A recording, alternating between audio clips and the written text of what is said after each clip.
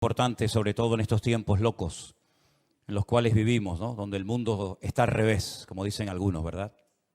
Lo vemos en el clima, donde antes llovía, ahora hay desierto total. Donde antes era desierto, ahora llueve y nieva.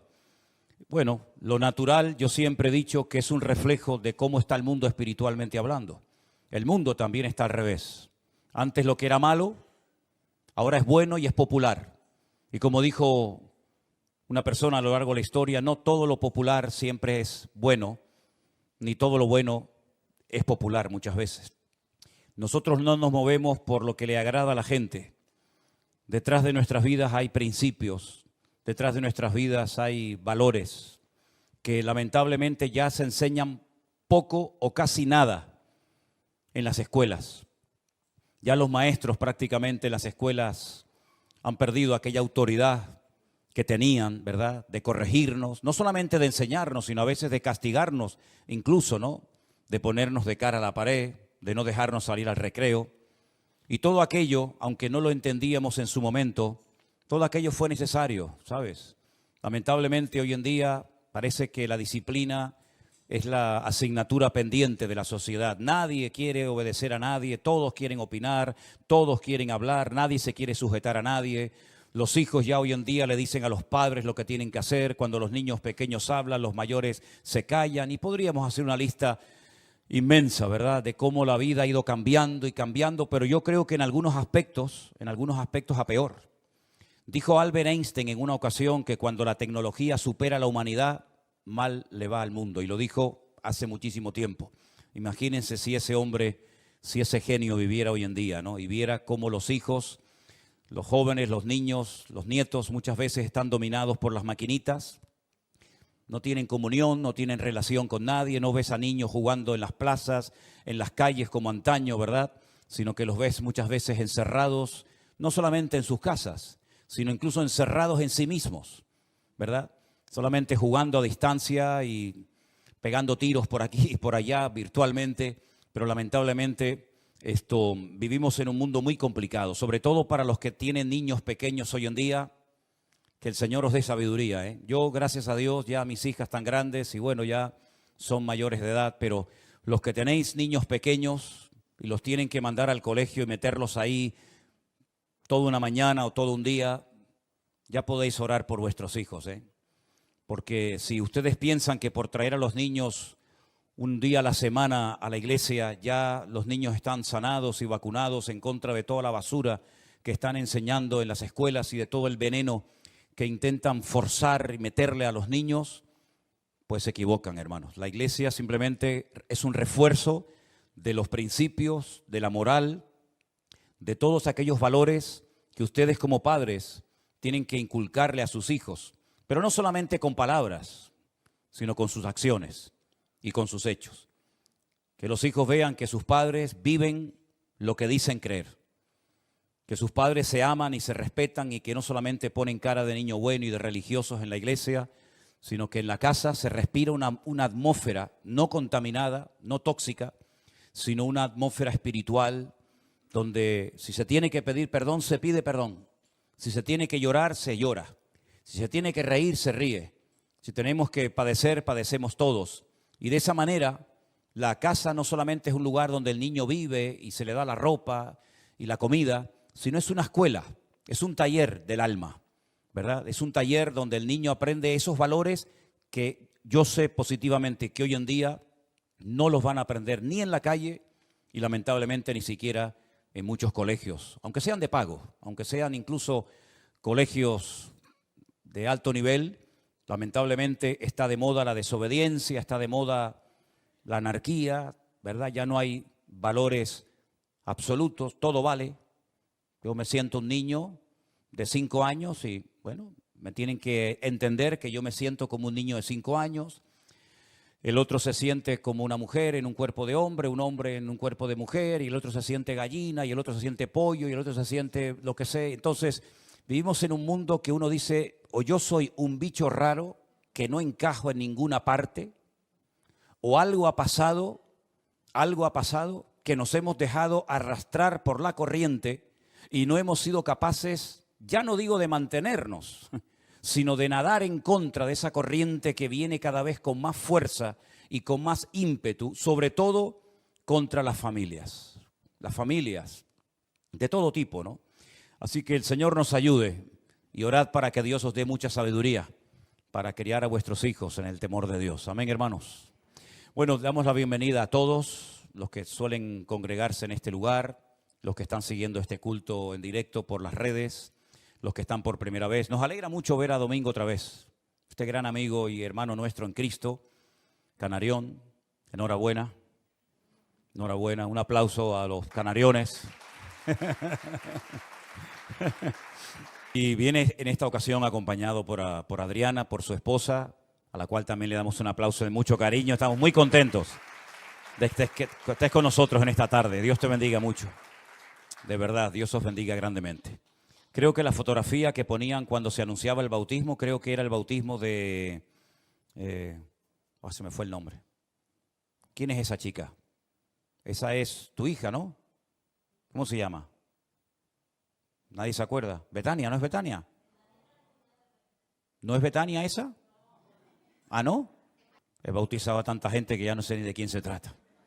Eso creo que fue en Toledo, ¿no? Ah, bueno, está bien. Ya no me cabe más cosas en el disco duro. Ya me empieza a patinar el disco duro. No tengo que resetearme y hacerme con otro disco duro. Vamos a orar un momentito, amados hermanos, y vamos a escuchar la palabra atentamente. Hoy voy a hacer algo que no he hecho en estos últimos 3 años. Lo tengo aquí. Ahora estoy poniendo los dientes largos, ¿no? Digo, ¿qué irá a hacer este hombre esta tarde, no? Señor, te damos muchas gracias por esta oportunidad nueva, este privilegio de poder estar aquí juntos, como hemos leído esta tarde en armonía.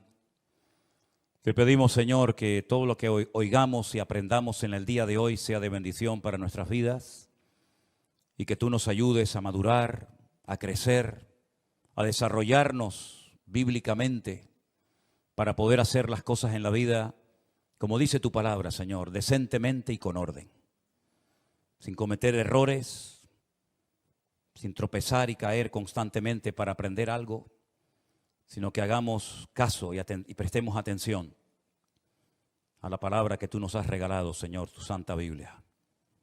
En el nombre bendito de Jesús. Amén y amén.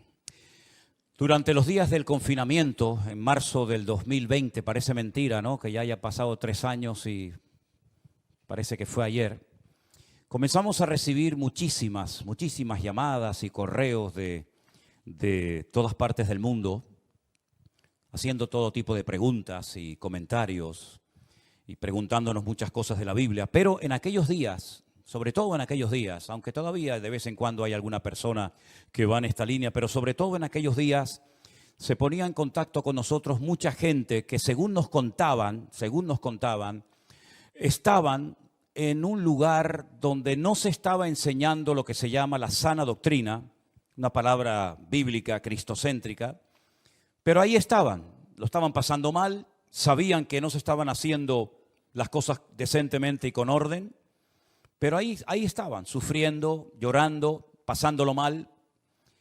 Y nos contaban de Perú, de México, de Argentina, de Estados Unidos, de todas partes del mundo. La gente nos decía, en mi iglesia se está enseñando esto, se está practicando esto otro. ¿Usted qué opina? ¿Qué dice la Biblia? En fin, fueron unos días de verdad muy intensos, tratando de ayudar a tanta gente confundida, que andaba en la ignorancia a pesar de que eran cristianos de años.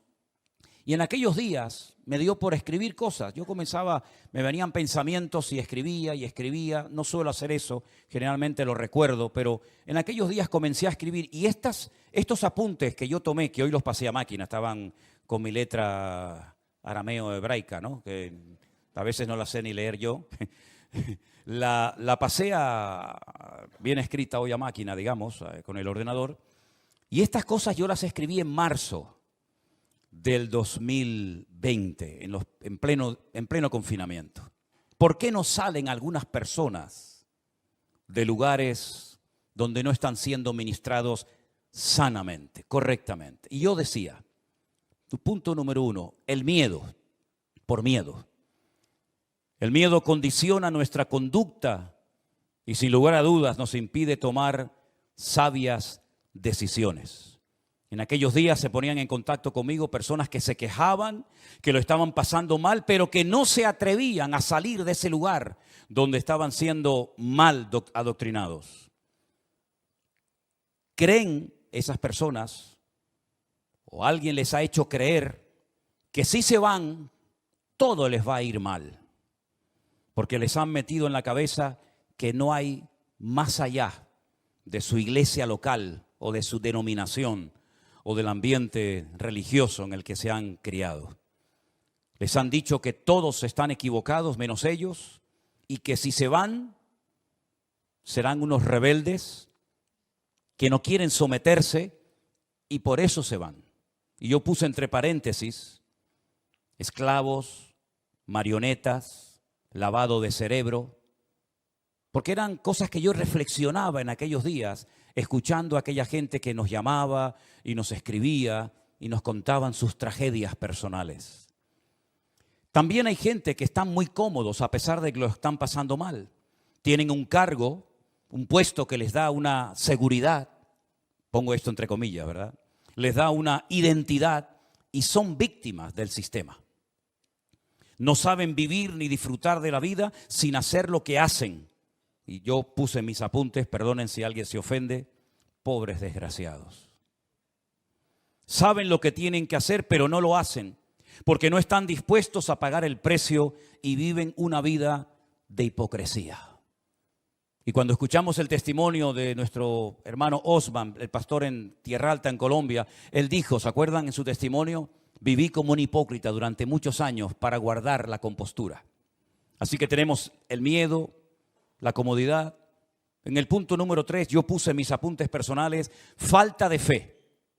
Personas que dependen económicamente de lo que les dan y no saben o no quieren vivir de otra manera. Son los asalariados del siglo XXI, dependientes de los hombres y no de Dios.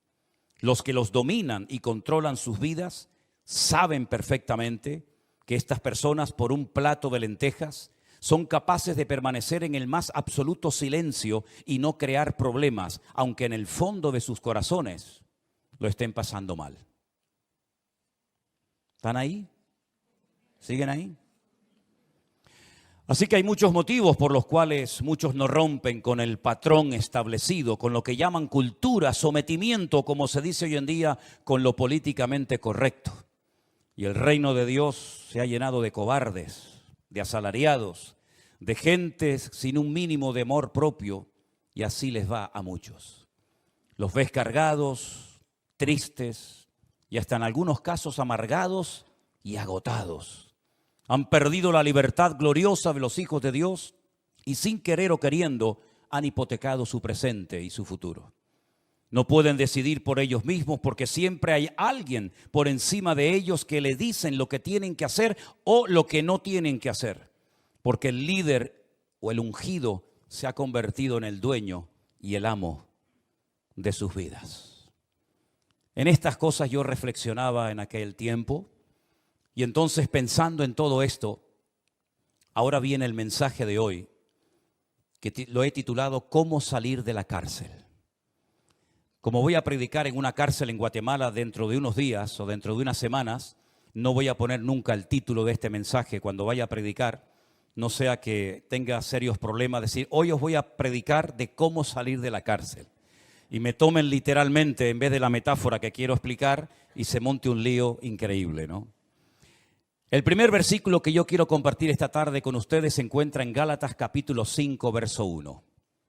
Es un versículo muy conocido que dice así: Estad pues firmes en la libertad con que Cristo os hizo libres y no estéis otra vez sujetos al yugo de la esclavitud. Pablo enfatiza en esta carta que una cosa es vivir en libertad y otra cosa es utilizar la libertad como pretexto para pecar. Cristo ha roto todas y cada una de nuestras cadenas para que nunca más volvamos a ser esclavos de nada ni de nadie.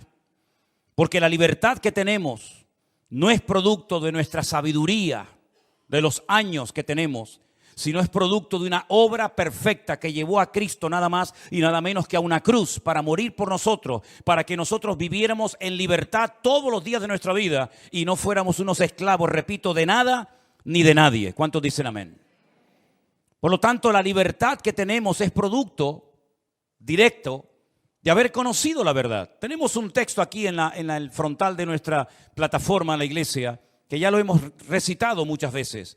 Conoceréis la verdad y la verdad os hará libres. Jesús dijo, yo soy el camino, yo soy la verdad y yo soy la vida. Por consiguiente, hasta que tú no tengas un encuentro, una experiencia con el autor de la libertad, con el autor de la verdad, no serás verdaderamente libre. Tú creerás que eres libre. Pero en el fondo, como veíamos el otro día, cuando estudiábamos parte de la carta de Pablo a los romanos, eres un esclavo. Porque la Biblia dice que cuando alguien no puede dejar de hacer algo, sea lo que sea, se convierte en un esclavo de ese algo o de esa persona. Y hay personas que sin darse cuenta viven como esclavos.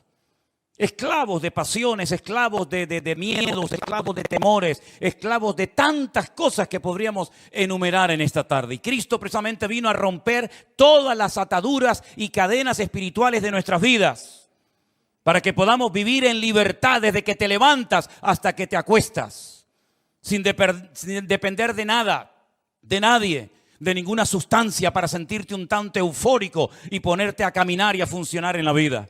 Cristo quiere darte una libertad 100% genuina y real que nada ni nadie te la podrá dar en esta vida. Pero a veces el diablo nos quiere meter en nuestra cabeza miedos y temores. ¿Y saben por qué hay gente que siempre tiene miedo a algo? Porque el que vive mal, el miedo siempre le persigue. Esa es la pura realidad.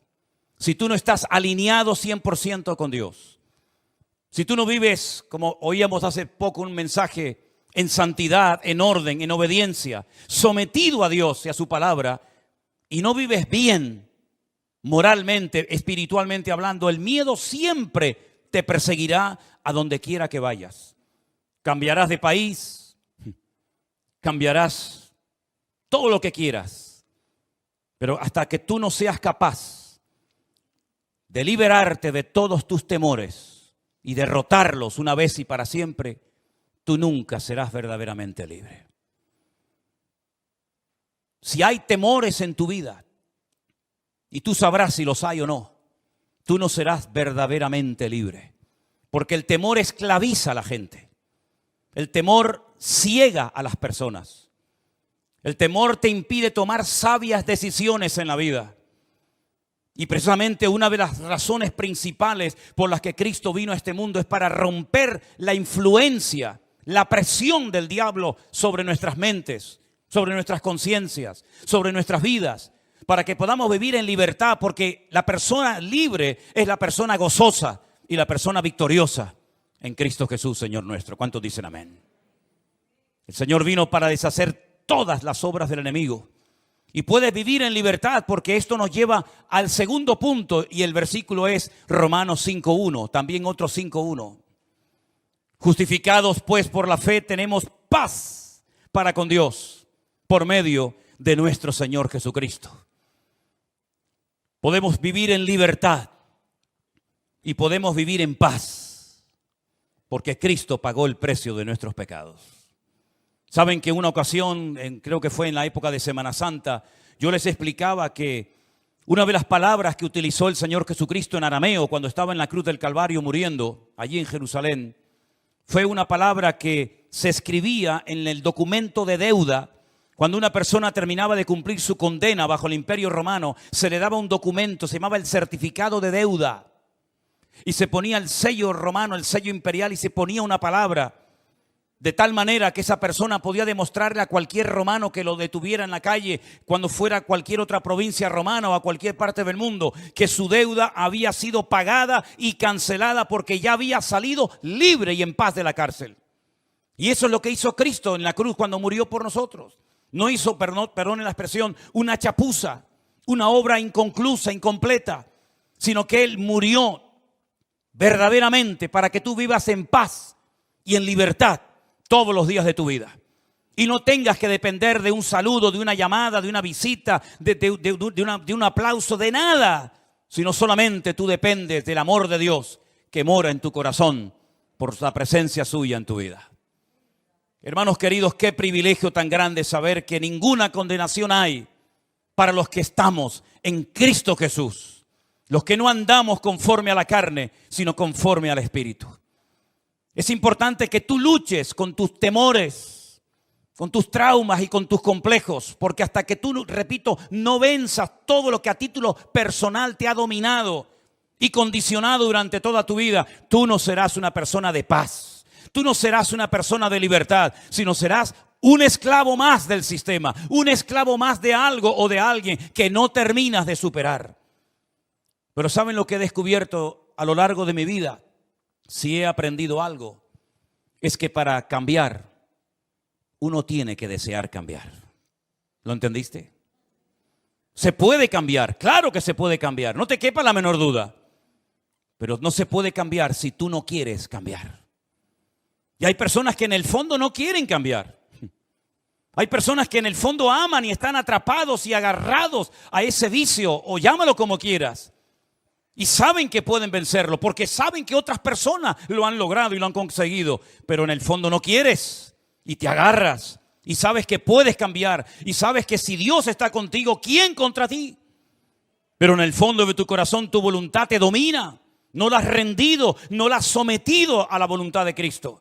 Y por lo tanto eres un esclavo de ti mismo, que es la peor esclavitud que existe. Porque es la que menos se da cuenta la gente que posee. La esclavitud de uno mismo. La Biblia dice que podemos vivir en libertad. La Biblia dice que podemos vivir en paz. Y algo muy importante para poder vivir una vida cristiana victoriosa es alimentar sanamente nuestra fe. Que nada ni nadie la envenene. Y por eso quiero llevarles a un pasaje muy bonito que aparece en el Evangelio de Marcos. En el Evangelio según San Marcos, en el capítulo 11. El Señor Jesucristo había hecho un milagro con un árbol, con una higuera. Y los discípulos se quedan asombrados cuando ven que la higuera se ha secado de arriba abajo. Y entonces el Señor se les queda mirando y aprovecha la ocasión para decirles: tened fe en Dios. Marcos 11, 22. Tened fe en Dios. Porque de cierto os digo que cualquiera que dijere a este monte, quítate y échate en el mar, y no dudare en su corazón, sino que creyere, será hecho lo que dice, y lo que diga le será hecho. Por tanto, os digo que todo lo que pidiereis en oración, creed que lo recibiréis y os vendrá. Y cuando estéis orando, escucha bien esto, cuando estés orando, perdonad. Perdonad. Si tenéis algo contra alguno, para que también vuestro Padre Celestial que está en los cielos os perdone a vosotros vuestras ofensas. Porque si no perdonáis, tampoco vuestro Padre que está en los cielos os perdonará vuestras ofensas. Hay una asociación entre el perdón y la oración, ¿verdad? Y uno dice, ¿qué tiene que ver el perdonar para poder orar con libertad ante Dios? Hombre, ¿cómo se te puede ocurrir orar sabiendo que no hablas con esta hermana hace años? ¿Cómo te atreves a orar y pedir que Dios te use y te bendiga cuando esquivas el encontrarte con esta persona en el pasillo de la iglesia o en la calle o en el supermercado o en el colegio o a donde vayas? ¿Qué cristianismo te estás inventando tú? ¿Crees que así funciona esto? Te equivocas. Esto no funciona así. Aquí hay reglas fijas, reglas que no varían con el paso del tiempo, reglas que tuvieron que oír y practicar todas las generaciones de hermanos que nos han precedido en el pasado. Si estás orando y te acuerdas que tienes algo contra alguien, perdónalo. Porque si no lo haces, yo tampoco te voy a perdonar a ti. Es algo recíproco. Tú lo que haces es lo que vas a recibir. ¿Qué es lo que cosechamos en la vida? Lo que hemos sembrado. Y el que siembra generosamente, generosamente cosechará. Mas el que siembra corrupción, el que siembra para su propia vida y para su propia carne y su propio ego, de la carne segará corrupción y muerte. Por eso, mis queridos hermanos, no solamente tenemos que mantener nuestra libertad y no perderla por nada ni por nadie, y no perder nuestra paz por nada ni por nadie, sino alimentar adecuadamente nuestra fe. Y la pregunta obvia es, ¿y cómo puedo alimentar correctamente mi fe? Con la palabra de Dios. ¿Con qué limpiará el joven su camino? Preguntaba el salmista, dice, con guardar tu palabra y tus mandamientos. En otras palabras, ¿de qué estás llenando tu vida? ¿De vanidades? ¿De tonterías? ¿O estás llenando tu alma y tu fe con la sana y bendita palabra de Dios, que es la que en un momento puntual puede traer fortaleza y ánimo y renuevo y visión y poder a tu vida? Así que si quieres mantenerte en la libertad que Dios te ha dado gratuitamente, y si quieres mantener la paz, sin lugar a dudas vas a tener que comer sanamente para poder tener salud espiritual y mental en tu vida. Porque hay tantas personas últimamente que están mal de la cabeza, y sobre todo jóvenes. Porque hay tantas enfermedades raras y extrañas que parece que antes no existían. Bueno, vayan a Deuteronomio capítulo 28 y dice que la consecuencia del pecado muchas veces son enfermedades de todo tipo, incluso enfermedades que no existían en aquella época, que vendrían en los últimos tiempos como consecuencia de la rebeldía y del pecado y de la desobediencia del hombre. Y lo estamos viendo, todos los días lo estamos viendo.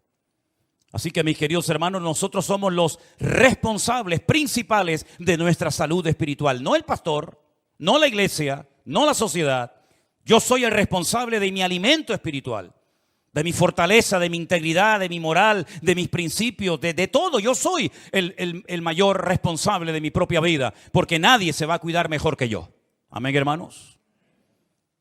Así es que se puede cambiar, pero para cambiar uno tiene que querer cambiar y tienes que pelear por tu libertad. Y si alguien viene a robarte tu libertad, o si alguien viene a robarte tu paz, huye, porque huir no es de cobardes, sino de valientes. A veces es mejor una huida a tiempo, ¿verdad? A veces es mejor llevar la afrenta en la cara que la mancha en el alma.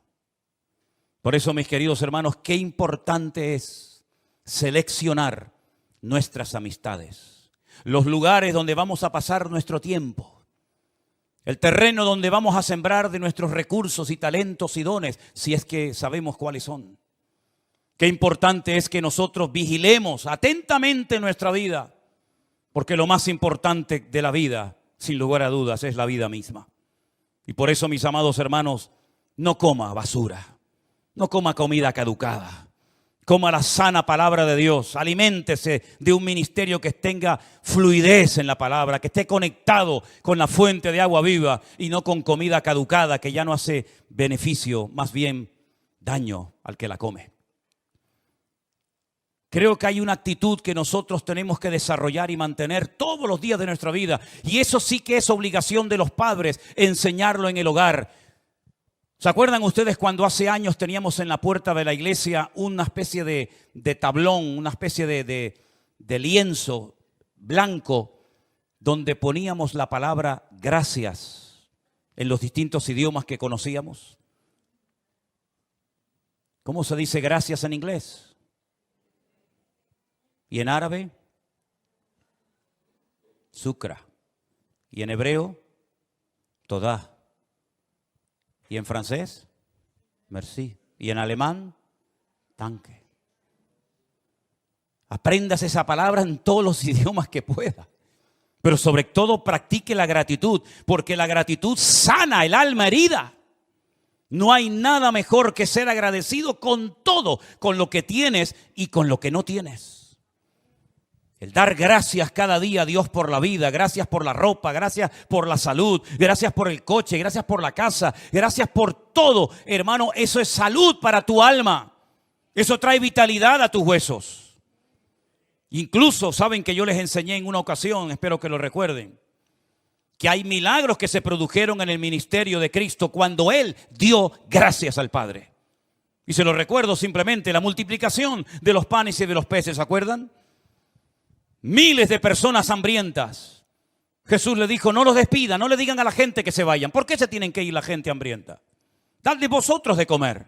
Aprender a solucionar problemas, que para eso yo os he enseñado a trabajar con multitudes. Dadle vosotros de comer. Pero señores, que ni 200 denarios, dicen, bastarían, pues hagan algo. Pero si sois mis discípulos, dad la talla. No le digan a la gente que se vaya. Aprendan a resolver problemas. Aprendan a trabajar bajo presión. Porque yo les he enseñado lo que se tiene que hacer cuando no tenemos recursos. Y entonces alguien dice, hemos encontrado por ahí a un muchacho, a un niño, que tiene unos pocos panes y peces. Pero, ¿qué es esto para tanta gente? Jesús dijo, esto es suficiente. Traédmelos. La Biblia dice que Jesús, antes de decir partidlos y repartidlos entre la multitud, dice que tomó aquellos pocos panes y peces y alzando su mirada al cielo dijo, gracias. Gracias. Los partió y dijo, ahora comiencen a repartir y a repartir y a repartir. Y una cosa, al final, recojan todo lo que sobra para que no se desperdicie nada. Un milagro de reproducción de panes y peces. Un milagro que alimentó a multitudes por la palabra gracias. ¿No será que a ti te hace falta un milagro en tu vida y por ser poco agradecido o nada agradecido, ese milagro está detenido sobre tu cabeza? Y aún no ha descendido la gloria y la bendición de Dios porque no has aprendido a darle gracias a Dios por tu situación. Inténtalo, pruébalo. Comienza a dar gracias. En vez de quejarte, en vez de lamentarte, en vez de murmurar, en vez de hacer cosas que no convienen, comienza a dar gracias. A veces cuesta, ya lo sé. Y sé lo que digo. Pero es una disciplina diaria. Aprendamos a dar gracias por todo. Enseñemos a dar gracias. Que la primera palabra que aprendan nuestros niños no sea papá, mamá, tata, tito, toto. Que la primera palabra que aprendan nuestros hijos sea gracias. Amén, hermanos. Gracias, Señor, porque me has dado una buena noche de descanso. Gracias por la iglesia que tengo. Gracias por mis hermanos, gracias por la Biblia, gracias por todo lo que tengo en la vida. Y vas a darte cuenta de que el cambio va a comenzar a producirse en tu vida de una forma milagrosa. Y el otro milagro espectacular que se produjo por dar gracias, nada más y nada menos que la resurrección de Lázaro. ¿Te acuerdas? Gracias, Padre, porque sé que siempre me oyes. Aquí nadie cree en nada. Uno que si huele, otro que se lleva 4 días, la otra que se llegué tarde. Pero Señor, yo te doy gracias porque sé que tú siempre me oyes. Lázaro, sal fuera. Y el que había estado muerto durante 4 días salió caminando porque esa palabra gracias abrió el cielo, derritió la incredulidad y descendió el poder de Dios sobre la vida de Lázaro el muerto. Tal vez hay algo muerto en tu vida. Tal vez hace años que murió algo en ti. Puedes resucitar ese algo que perdiste. Si dices gracias, Señor, porque tú eres el autor de la vida y el que cree en ti, aunque esté muerto, vivirá. ¿Cuántos dicen amén? Hay un asesino silencioso. Yo lo llamo así. Ese asesino que va matando lentamente al creyente y a cualquier ministerio o iglesia es la ingratitud. Quejarse por todo. Siempre quejándome por algo, ¿verdad? El asesino silencioso. El que va carcomiendo nuestra vida lentamente, ¿verdad? Y siempre estamos igual. Cuando parece que comenzamos a levantar cabeza, vuelve otra vez en el horizonte este asesino despiadado y comienza a carcomer nuestra fe, nuestro ánimo, nuestra paciencia, nuestro gozo, nuestra libertad, nuestra paz. ¿Por qué? Porque la ingratitud, hermanos, jamás va a traer nada bueno ni positivo a tu vida y menos a tu familia. Destiérralo, dile que se largue de una vez. Nunca más vuelvas a molestarme, sino que ahora voy a comenzar a esforzarme. ¿Para qué? Para cambiar mis emociones, para cambiar mis pensamientos, para cambiar esas cosas tóxicas que están envenenando mi vida y mi relación con el Señor. Yo creo que cualquiera de ustedes, si se lo propone, puede cambiar en el nombre de Jesús. Si así no fuera, me largo ahora mismo de esta iglesia. Si así no fuera, ¿con qué autoridad, con qué cara me subo yo a predicar esta tarde para ponerles un caramelo en la boca y crear una falsa expectativa cuando en lo más profundo de mi corazón sé que por mucho que quieras, por mucho que lo intentes, tú no vas a cambiar nunca? Pero yo estoy plenamente convencido porque lo he visto miles de veces y lo seguiré viendo hasta el día que me vaya con el Señor, que el poder de Dios puede derretir el corazón más duro, que la palabra de Dios es una espada que penetra y parte lo que tenga que partir y quitar. Y que una persona cuando quiere cambiar en el nombre de Jesús puede cambiar y mantenerse en victoria todos los días de su vida. Ese es nuestro Dios, el único que puede cambiar la muerte en vida. El único que puede poner orden en el desorden y el único que puede traer luz en medio del caos y de las tinieblas. Y finalmente, después de tener esa libertad maravillosa y defender la capa y espada y no permitirle a nadie que me la quite. Y después de pelear con uñas y dientes hasta la sangre, como dice la Biblia, por mantener mi paz en Cristo Jesús y mi armonía y mi relación con el Señor y mi fe, entonces nos acordamos del Salmo 133 que se leía esta tarde cuando dice, mirad, mirad. Hay cosas que no hay que mirar, ¿saben, hermanos? ¿Sabían eso, verdad? Hay cosas que no hay que mirarlas. No oigo amén, pero lo voy a repetir otra vez. Hay cosas que no hay que mirar.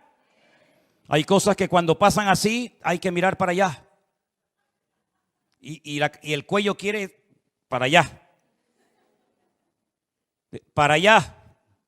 Y si no puedes, arráncatelo. Porque la Biblia dice, mejor es entrar con un ojo al cielo que no entrar teniendo los dos. Hay cosas que no hay que mirar. Y sobre todo mirar atrás nunca, jamás. Pero aquí dice la Biblia, mirad, esto sí quiero que lo miren. ¿El qué? Qué maravilloso, qué delicioso es. Delicioso, lo compara con una comida sabrosa, ¿no? Habitar, estar los hermanos juntos en armonía. Dice el Salmo 133, es como el buen óleo sobre la cabeza, el cual desciende sobre la barba de Aarón, y baja hasta el borde de las vestiduras. Es como el rocío del monte Hermón, que desciende sobre los montes de Sión, y el monte Hermón está allí en el norte, en los altos del Golán, y el monte de Sión está abajo en Jerusalén. Pero hasta allí llega la bendición, no se pierde por el camino, porque allí es donde Dios envía bendición y vida eterna. Sinónimos de la palabra armonía, equilibrio, concordia, arte de ganar y de enlazar los acordes, unir diferentes instrumentos musicales con diferentes sonidos, pero de tal manera que suenen bien y que no sea un caos la trompeta, la batería, el saxo, el oboe, el trombón, la tuba, la guitarra, sino que muchos músicos, muchos instrumentos de cuerda, de percusión, de viento, unos pequeños, unos grandes, pero oye, cuando hay una armonía y una buena dirección, aquello es un deleite impresionante, que hasta la fiera más salvaje es capaz de calmarla una buena música. Hasta las gallinas con buena música ponían más huevos y con mala música se morían. Yo les conté cuando vendí un coche a un señor que criaba caracoles en Galicia.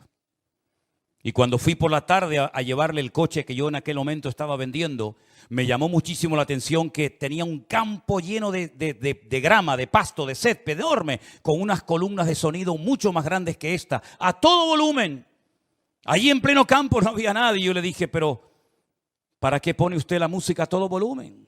Aquí en el campo, ¿quién le va a oír? Dice, los caracoles. Digo, sí, dice, los caracoles. Me dijo, está demostrado que cuando la música golpea en el caparazón del caracol, salen, se ponen como contentos y empiezan a comer, a comer. ¿Sabe que cuando uno está contento o triste no para de comer? Hay gente que cuando están con angustia comen y cuando están alegres comen. El caso es que algunos no paran de comer, porque pasan de la alegría al desánimo en 10 minutos, ¿no? Pero sea como sea, los caracoles oían la música, se ponían contentos y comen, y comen, y comen. Y le digo, ¿y? Dice, así cuando los peso para venderlos pesan más y me da más dinero.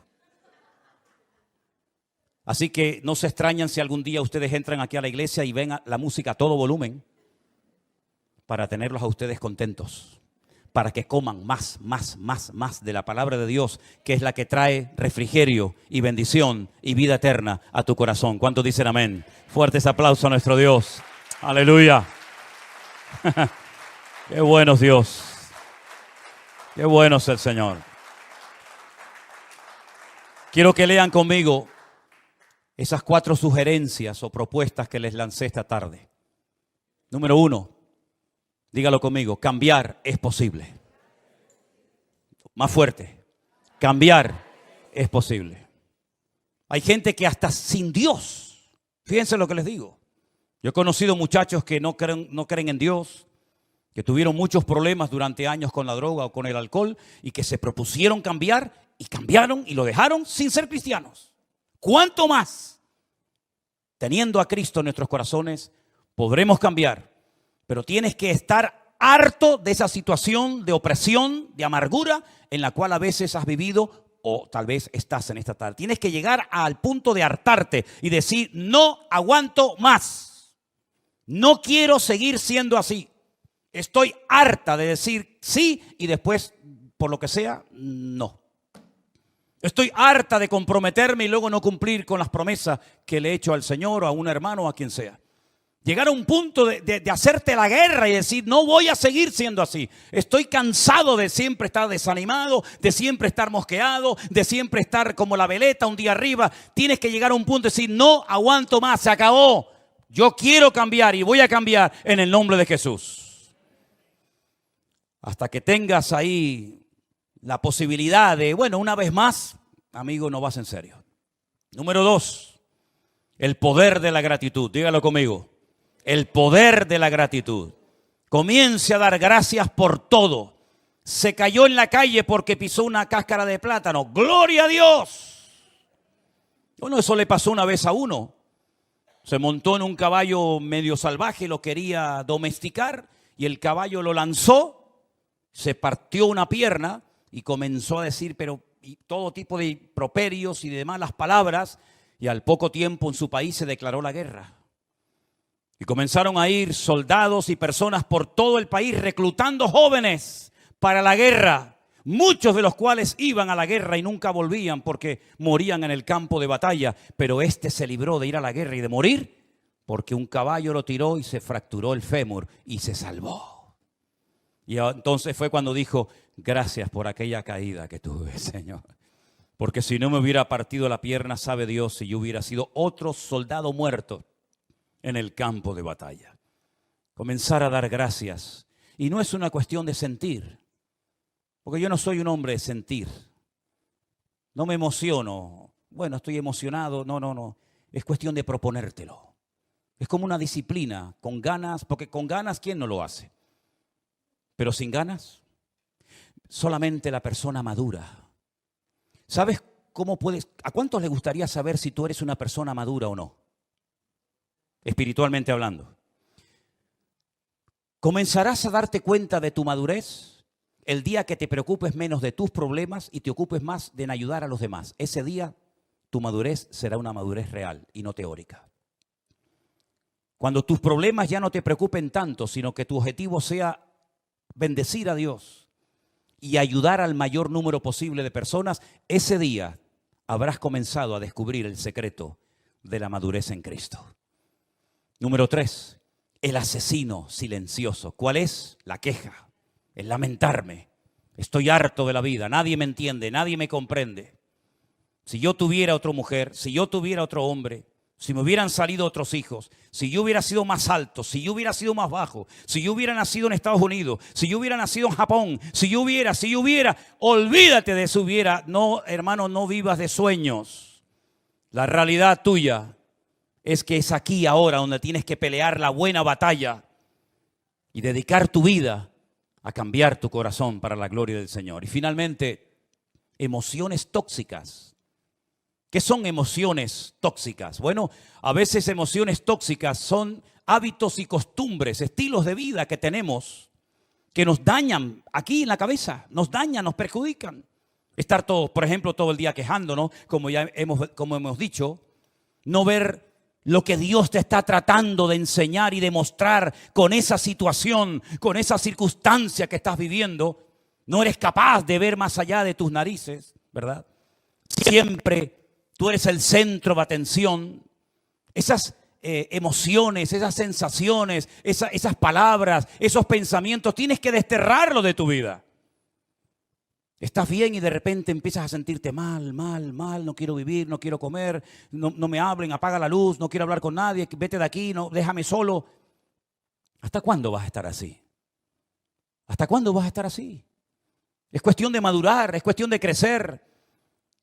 Los problemas no se crearon, los problemas no son para los animales. ¿Qué problema tiene un león? Que otro le montó a la hembra. Pues le va, lo mata, le corta el cuello y se acabó. Problema solucionado. Los problemas no son para los animales. Los problemas vienen a los seres humanos. Pero cuando los seres humanos no saben tratar con sus problemas, se convierten en bestias y en animales. Entonces no te comportes como un animal, porque Dios te ha dado una mente para decir cómo puedo solucionar esta situación. Y si sigues haciendo lo mismo, no vas a esperar resultados diferentes. Tienes que cambiar, porque si sigues y sigues con el mismo método, observando el problema siempre del mismo prisma, no vas a cambiar tu modelo de vida. Y por eso es importante que digas, Señor, ¿qué estoy haciendo mal? ¿En qué estoy fallando? Estoy repitiendo y suspendiendo continuamente la materia porque no termino de aprender el mensaje. Señor, ayúdame para ver y para comprender qué es lo que tú me quieres enseñar. Si tú pones en práctica estas 4 puntos o consejos, o llámalo como quieras, yo creo que nuestra vida puede ser muy diferente. Pero depende de ti, de cada uno de nosotros. El mayor responsable de nuestra vida somos nosotros mismos. Cierra tus ojos y oramos en esta tarde a nuestro buen Dios, pidiendo su bendición. Tomes la decisión que tenga que tomar. No sea un cobarde ni pierda más el tiempo en el lugar equivocado. Busque la voluntad de Dios y si tiene que salir corriendo hoy mismo, salga. Porque si te quedas en un lugar donde estás siendo contaminado, en un lugar donde no estás siendo ministrado adecuadamente, te haces copartícipe de esa falsa doctrina, de esa falsa enseñanza o de ese método humano. Por lo tanto, sé responsable, sé maduro, compórtate delante de Dios con madurez y toma las decisiones que tengas que tomar y busca a Dios sinceramente. Y el Señor se manifestará a tu vida y te dirá dónde tienes que estar y dónde no tienes que estar. Señor, te damos gracias en esta tarde por tu palabra y por las enseñanzas que fluyen a través de ella. Te rogamos, oh buen Dios, que tú nos ayudes a ser valientes y a dejar la cobardía a un lado y tomar la decisión sabia para corregir el rumbo de mi vida. Te pedimos perdón por las veces que hemos hecho cosas mal, por no haber consultado contigo, por haberme precipitado, por haberle dado lugar a mis emociones